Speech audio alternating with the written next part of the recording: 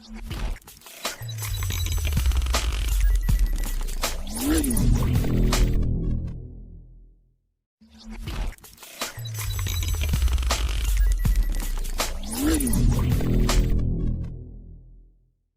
Every one, welcome to Sanoos biotech academia. നമ്മൾ ഇന്ന് നോക്കാൻ പോകുന്ന ടോപ്പിക്ക് സീഡ് ഡോർമൻസി ആണ്. അപ്പോൾ നമുക്ക് നോക്കാം സീഡ് ഡോർമൻസി എന്താണെന്നും ടൈപ്സ് ആൻഡ് കോസസ് എന്തൊക്കെയാണെന്നുള്ളത്.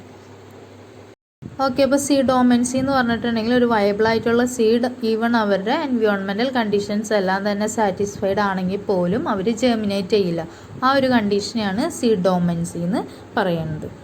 ഈ ഒരു സീഡ് ഡോർമൻസി എന്ന് പറയുന്ന ഒരു കണ്ടീഷൻ സീഡ് ജെർമിനേഷൻ അഗെയിൻസ്റ്റ് ആയിട്ടുള്ള ഒരു ടെമ്പററി ബ്ലോക്ക് മാത്രമാണ്. അതുപോലെ തന്നെ സീഡ് ഡോർമൻസി പ്രൊവൈഡ് ചെയ്യുന്നത് സീഡ് ഡിസ്പേഴ്സലിന് വേണ്ടിയിട്ടുള്ള ഒരു അഡീഷണൽ ടൈമാണ്. കൂടാതെ അൺഫേവറബിൾ ആയിട്ടുള്ള കണ്ടീഷൻസിലുള്ള സീഡ്ലിങ്സിൻ്റെ മാക്സിമം സർവൈവലാണ്. ഇനി അടുത്തത് നമ്മൾ നോക്കാൻ പോകുന്നത് ടൈപ്സ് ഓഫ് സീഡ് ഡോർമൻസി ആണ്. രണ്ട് ടൈപ്പാണ് മെയിൻലി ഉള്ളത്, primary seed dormancy, secondary seed dormancy. ആദ്യം നമുക്ക് പ്രൈമറി സീഡ് ഡോർമൻസി എന്താണെന്നുള്ളത് നോക്കാം. പ്രൈമറി സീഡ് ഡോർമൻസി എന്ന് പറഞ്ഞിട്ടുണ്ടെങ്കിൽ ഒരു പ്ലാന്റിൽ നിന്ന് ഒരു സീഡ് റിലീസ് ആവുമ്പോൾ തന്നെ അവർ ജെർമിനേഷനുള്ള കപ്പാസിറ്റി അവർക്കില്ല, അവർ ഡോർമൻ്റ് ആയിട്ടുള്ള സീഡ് തന്നെയായിരുന്നു. അങ്ങനെയുള്ള ഡോർമൻസിനെയാണ് പ്രൈമറി ഡോർമൻസി എന്ന് പറയുന്നത്. ഈ ഒരു ടൈപ്പ് ഓഫ് ഡോർമൻസിനെ ഇൻഡ്യൂസ് ചെയ്യുന്ന ആളാണ് ആബ്സിസിക് ആസിഡ് അല്ലെങ്കിൽ ABA എന്ന് പറയുന്നത്. ഓക്കെ, നെക്സ്റ്റ് ഈ സെക്കൻഡറി ഡോർമൻസി. സെക്കൻഡറി ഡോർമൻസി എന്ന് പറഞ്ഞിട്ടുണ്ടെങ്കിൽ ഒരു പ്ലാന്റിൽ നിന്ന് ഒരു സീഡ് റിലീസ് ആയിട്ടുണ്ടെങ്കിൽ അവരെത്തിപ്പെടുന്നത് ചിലപ്പോൾ അൺഫേവറബിൾ ആയിട്ടുള്ള കണ്ടീഷൻസിലാവും. അങ്ങനെ വരുമ്പോൾ അവർക്ക് ജെർമിനേഷൻ നടക്കില്ല, ജെർമിനേഷനെ ഇൻഹിബിറ്റ് ചെയ്യും. അപ്പോൾ ഉള്ള ഒരു ഡോർമൻസിനാണ് സെക്കൻഡറി ഡോർമൻസി എന്ന് പറയുന്നത്. അടുത്തത് നമുക്ക് എന്തൊക്കെ കാരണങ്ങൾ കൊണ്ടാണ് സീഡ് ഡോർമൻസി എന്ന് പറയുന്ന ഒരു കണ്ടീഷൻ ഉണ്ടാവണമെന്നുള്ളത് നോക്കാം. ഫസ്റ്റ് കണ്ടീഷനാണ് coat imposed dormancy, second is embryo dormancy. Coat imposed dormancy എന്ന് കേൾക്കുമ്പോൾ തന്നെ നമുക്കറിയാൻ പറ്റും സീഡ് കോട്ട് ഇൻവോൾവ് ആയിട്ടുള്ള ഒരു ഡോർമൻസി പീരീഡ് ആയിരിക്കും കോട്ട് ഇമ്പോസ്ഡ് ഡോർമൻസി എന്ന് പറയുന്നത്. എംബ്രിയോ ഡോർമൻസി എന്ന് പറഞ്ഞിട്ടുണ്ടെങ്കിൽ എംബ്രിയോ ഇൻവോൾവ് ആയിട്ടുള്ള ഡോർമൻസി ആയിരിക്കും. ഇനി എംബ്രിയോ ഡോർമൻസി എന്ന് പറഞ്ഞിട്ടുണ്ടെങ്കിൽ എംബ്രിയോയിലുള്ള ഇൻട്രിൻസിക് ഫാക്ടേഴ്സ് ആയിട്ടുള്ള ഫിസിയോളജിക്കൽ ഫാക്ടേഴ്സ്, മോർഫോളജിക്കൽ ഫാക്ടേഴ്സ് കൊണ്ടായിരിക്കാം എംബ്രിയോ ഡോർമൻസി ഫോം ചെയ്യുന്നത്. അടുത്ത നമുക്ക് causes of seed coat dormancy എന്താണെന്നുള്ളത് നോക്കാം. ഫസ്റ്റ് കോസ് എന്ന് പറയുന്നത് വാട്ടർ ഇംപെർമിബിലിറ്റി ഓഫ് സീഡ് കോട്ടാണ്.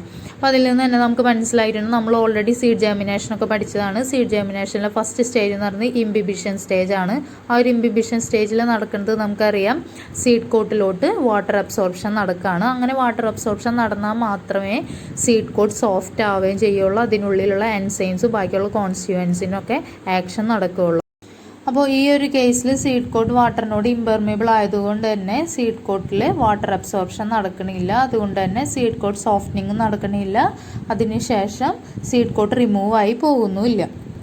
അപ്പോൾ ഈ ഒരു ടൈപ്പ് ഓഫ് ഡോർമൻസിനെ ബ്രേക്ക് ചെയ്യുന്നത് എങ്ങനെയാണെന്ന് വെച്ചിട്ടുണ്ടെങ്കിൽ ഏതെങ്കിലും ആനിമൽസ് ഈ ഒരു ടൈപ്പ് ഓഫ് സീഡ്സ് കൺസ്യൂം ചെയ്തിട്ടുണ്ടെങ്കിൽ അവർ ഡൈജസ്റ്റീവ് ട്രാക്റ്റിലോട്ട് കടന്നു പോകുമ്പോഴാണ് ഈ ഒരു ഡോർമൻസി ബ്രേക്ക് ആവുന്നത്.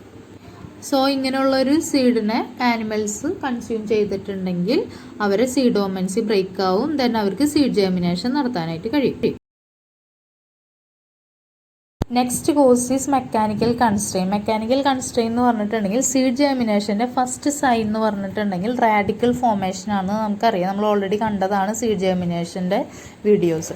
ഓക്കെ, അപ്പോൾ ആ ഒരു റാഡിക്കൽ ഫോർമേഷൻ നടക്കാതിരിക്കുക, അതിനെയാണ് മെക്കാനിക്കൽ കൺസ്ട്രെയിൻ കൊണ്ട് ഉദ്ദേശിക്കുന്നത്. അപ്പോൾ നമുക്ക് നോക്കാം എന്തുകൊണ്ടാണ് ഈ റാഡിക്കൽ ഫോർമേഷനെ ബ്ലോക്ക് ചെയ്യണമെന്നുള്ളത്. അപ്പോൾ നമുക്കറിയാം എൻഡോസ്പേം എന്ന് പറഞ്ഞിട്ടുള്ളൊരു സ്ട്രക്ചർ ഉണ്ട് സീഡിൽ.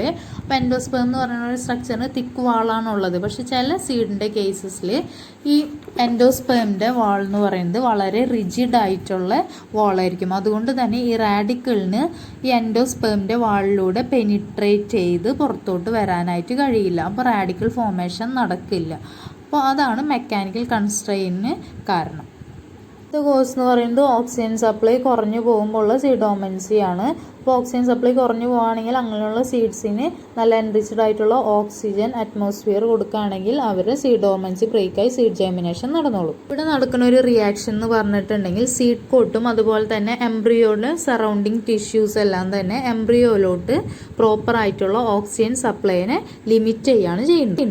അടുത്ത കാരണം എന്ന് പറയുന്നത് ഇൻഹിബിറ്റേഴ്സ് അല്ലെങ്കിൽ സെക്കൻഡറി മെറ്റബോളൈറ്റ്സിൻ്റെ പ്രസൻസ് ആണ്. ഇങ്ങനെയുള്ള ആൾക്കാർ പ്രസൻ്റ് ആണെങ്കിൽ അവർ എംബ്രിയോയിലോട്ട് ഡിഫ്യൂസ് ചെയ്യും. അപ്പോൾ സീഡ് ജെർമിനേഷൻ അവർ പ്രിവെൻറ്റ് ചെയ്യുകയാണ് ചെയ്യുന്നത്.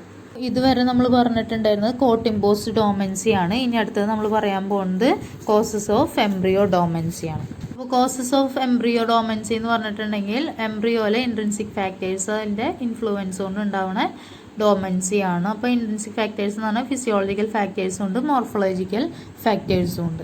അപ്പോൾ നമുക്ക് നോക്കാം physiological factors and morphological factors എന്തൊക്കെയാണെന്നുള്ളത്. ചില സീഡ്സിൻ്റെ കേസ് ആണെങ്കിൽ അവരിലെ കോട്ട്ലിഡൻസ് തന്നെ ഒരു ഇൻഹിബിറ്ററി എഫക്റ്റ് ആണ് തരുന്നത്. അപ്പം അങ്ങനെയുള്ള കേസിൽ ഡോമൻസിനെ ബ്രേക്ക് ചെയ്യണമെന്നുണ്ടെങ്കിൽ ആ കോട്ട്ലിഡൻസ് റിമൂവ് ചെയ്ത് കളഞ്ഞിട്ടുണ്ടെങ്കിൽ പിന്നെ സീഡ് ജെർമിനേഷൻ നടന്നോളൂ. അടുത്ത കോഴ്സ് എന്ന് പറഞ്ഞിട്ടുണ്ടെങ്കിൽ ചിലപ്പോൾ എംബ്രിയോ ഫുള്ളി മെച്ചുവേർഡ് ആയിട്ടുണ്ടാവില്ല, സൈസ് എൻലാർജ്ഡ് ആയിട്ടുണ്ടാവില്ല. അപ്പോൾ അവർക്ക് കുറച്ച് ടൈം വേണം സൈസ് എൻലാർജ്ഡ് ആവാനും മെച്ചുവേർഡ് ആവാനും. ഇനി അടുത്തത് നമ്മൾ പറയാൻ പോകുന്നത് ആബ്സിസിക് ആസിഡ് ഗിബർലിക് ആസിഡ് റേഷ്യോ ആണ്. നമ്മൾ ഓൾറെഡി സീഡ് ജെർമിനേഷനിൽ പറഞ്ഞിട്ടുണ്ടായിരുന്നു ഗിബർലിക് ആസിഡ് ആണ് സീഡ് ജെർമിനേഷനെ പ്രൊമോട്ട് ചെയ്യുന്ന ആളെന്നുള്ളത്. അതിൻ്റെ നേരെ ഓപ്പോസിറ്റ് റിയാക്ഷൻ ആണ് സീഡ് ഡോമൻസി എന്ന് പറയുന്നത്. അപ്പോൾ ആബ്സിസിക് ആസിഡ് ആണ് സീഡ് ഡോമൻസിനെ പ്രൊമോട്ട് ചെയ്യുന്നത്, അതായത് സീഡ് ജെർമിനേഷനെ ഇൻഹിബിറ്റ് ചെയ്യുന്നത്. ഗിബർലിക് ആസിഡ് എന്ന് പറയുന്ന ആളാണ് സീഡ് ജെർമിനേഷനെ പ്രൊമോട്ട് ചെയ്യുന്നത്, സീഡ് ഡോമൻസിനെ ഇൻഹിബിറ്റ് ചെയ്യുന്നത്. ഇനി ആബ്സിസിക് ആസിഡും ഗിബർലിക് ആസിഡും മാത്രമല്ല സീഡ് ജെർമിനേഷനെ റെഗുലേറ്റ് ചെയ്യുന്ന ആൾക്കാർ എത്തിലീനും ബ്രാസിനോസ്റ്റിറോയിഡ്സും ഉണ്ട്. എത്തിലീനും ബ്രാസിനോസ്റ്റിറോയിഡ്സും ചെയ്യുന്നത് ആബ്സിസിക് ആസിഡിനെ ഇൻഹിബിറ്റ് ചെയ്യാന്നുള്ള കാര്യമാണ്. പക്ഷേ ആബ്സിസിക് ആസിഡ് പ്രസൻ്റ് ആണെങ്കിൽ ആബ്സിസിക് ആസിഡ് എത്തിലീൻ്റെ സിന്തസിസിനെ ഇൻഹിബിറ്റ് ചെയ്യും. അതുപോലെ തന്നെ ബ്രാസിനോസ്റ്റിറോയിഡ്സ് ഉണ്ടെങ്കിൽ ബ്രാസിനോസ്റ്റിറോയിഡ്സ് എത്തിലീൻ്റെ സിന്തസിസിനെ എൻഹാൻസ് ചെയ്യുകയാണ് ചെയ്യുന്നത്. ഓക്കെ, അപ്പോൾ എല്ലാവരും അങ്ങോട്ടും ഇങ്ങോട്ടും റിലേറ്റ് ചെയ്താണ് ഇരിക്കുന്നത്. ഒരാൾ ഇൻഹിബിറ്റ് ചെയ്യുകയാണെങ്കിൽ അടുത്ത ആൾ അവരെ എൻഹാൻസ് ചെയ്യുകയാണ് ചെയ്യുന്നത്. ഓക്കെ, അപ്പോൾ ഇത്രയുമാണ് സീഡ് ഡോമൻസിനെ കുറിച്ച് പറയാനുള്ളതും ടൈപ്സ് ആൻഡ് കോസസിനെ കുറിച്ച് പറയാനുള്ളത്. ഈ ഒരു വീഡിയോ നിങ്ങൾക്ക് എല്ലാവർക്കും മനസ്സിലായി എന്ന് വിചാരിക്കുന്നു. നിങ്ങൾക്ക് യൂസ്ഫുൾ ആയി തോന്നുന്നുണ്ടെങ്കിൽ ലൈക്ക് ചെയ്യുക, ഇല്ലെങ്കിൽ ഡിസ്ലൈക്ക് ചെയ്യുക. ഞാനിടുന്ന കൂടുതൽ വീഡിയോസ് കിട്ടാനായിട്ട് സബ്സ്ക്രൈബ് ചെയ്യുക, തൊട്ടപ്പുറത്തുള്ള ബെല്ലൈക്കൺ പ്രസ് ചെയ്യുക. Okay, thank